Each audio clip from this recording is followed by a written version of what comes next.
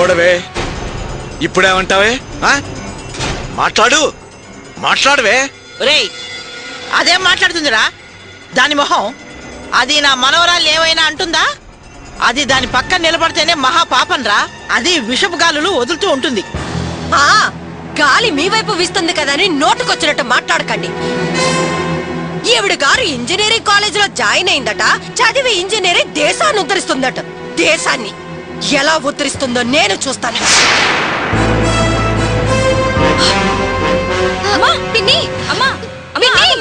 శ్రావణి, నువ్వు ఆగమ్మా. అది ఎటైనా వెళ్ళి ఏదైనా అఘాయిత్యం చేసుకుంటుందని భయపడుతున్నావా? నీకా భయం అవసరం లేదమ్మా. దానికి చచ్చేంత ధైర్యం లేదు. నిన్ను ఎలా చదువుతావో చూస్తానంటూ సవాల్ చేసి వెళ్ళింది కదా. నీ చదువు ఆపే ప్రయత్నం చేయటానికైనా అది బతికే ఉంటుంది. నువ్వేం భయపడకమ్మా, భయపడకు.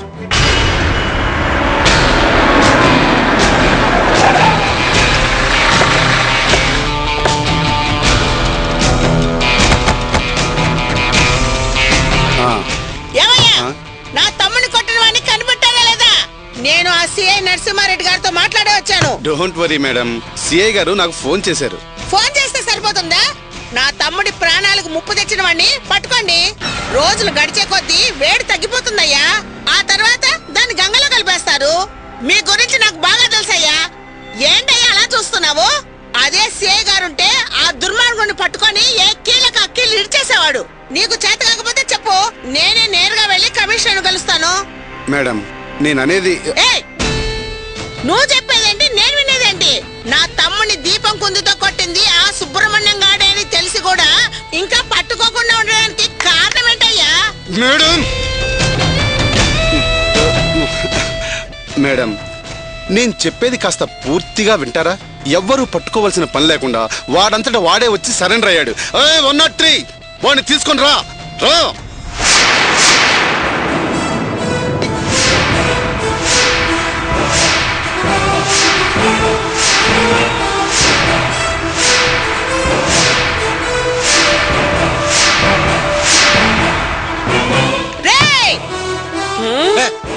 నా తమ్ముడి ప్రాణాలతోనే ఆడుకుంటారా? నిన్ను ప్రాణాలతో వదలరా? నిన్ను వదలరా? అతను వదలండి, కొట్టడానికి మేము ఉన్నాం కదా. సుబ్రహ్మణ్యం, బయటిగా రా. నడు.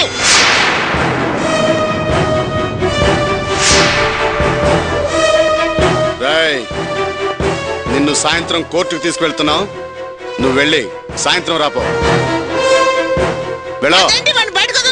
మేడం, మీరు కాస్త ఓపిక పడతారా? ప్రతిదానికి ఒక కారణం ఉంటుంది. వెళ్ళో.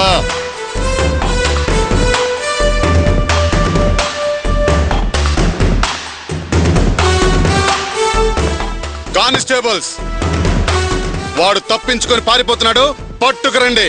అలాగే సార్.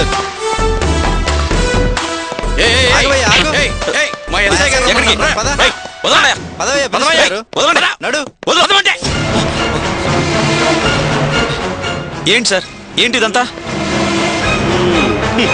ఏరా, రంగనాథం గారు లాంటి పెద్ద మనిషిని కొట్టి నువ్వు పెద్ద హీరోలాగా బయటికి పారిపోతావరా?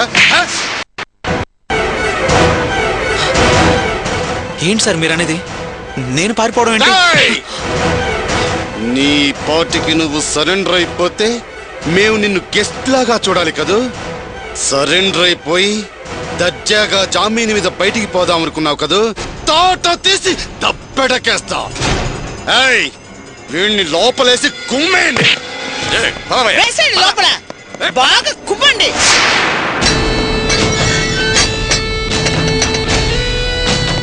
రాయ్, వీడు చాలా హుషారు కలవాడు, అందుకే సరెండర్ అయిపోయినట్టుగా వచ్చాడు. వీడే ఇంత ఆలోచిస్తే పోలీస్ పోలీస్ మేమెంత ఆలోచించాలి?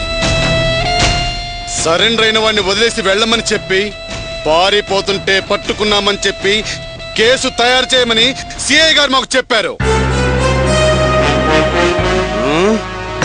రంగనాథం సార్ మీద చెయ్యి వేసిన వాడిని చెయ్యి తీసేసి నరకం చూపెట్టాలి.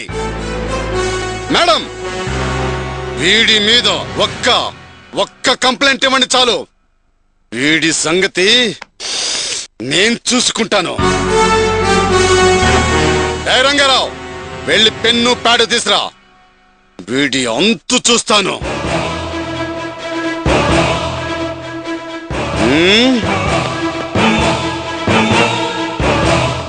తోట తీస్తా. మేడం కంప్లైంట్ రాసివ్వండి. ఏమయ్యా, బుద్ధుందా? ఆమె తోడ పుట్టినవాడు అవతల హాస్పిటల్లో మృత్యువుతో పోరాడుతున్నాడు. హాస్పిటల్లో వదిలేసి వచ్చారయ్యా. వాళ్ళకి పెన్ను పేపర్ ఇచ్చి రాయమంటావా? ఎలా రాయగలరయ్యా? వాళ్ళ పరిస్థితిని అర్థం చేసుకోవా? అమ్మా, మీరు ఒట్టి సంతకం మాత్రమే పెట్టండి. వీడి జీవితాంతం జైల్లోంచి బయటపడకుండా కేసు నేను తయారు చేస్తాను. అమ్మా, సంతకం పెట్టండి.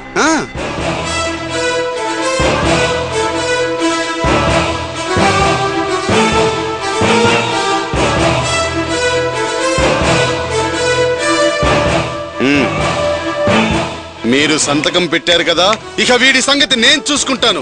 ఇక వీడు జీవితాంతం జైల్లోనే. అమ్మా, మీరు వెళ్ళి రంగనాథ సార్ని చూసుకోండి. ఇప్పుడు మీ మీద నాకు పూర్తి నమ్మకం కలిగింది. వీడి జీవితం అంతా జైల్లోనే ముగిసిపోవాలి. నా తమ్ముడు కోలుకున్నాక ఆశావణికుంటుంది. అమ్మా, మీరు బయలుదేరండి అమ్మా. చూసారా నేను ఎలా పూర్తి చేశానో? పద.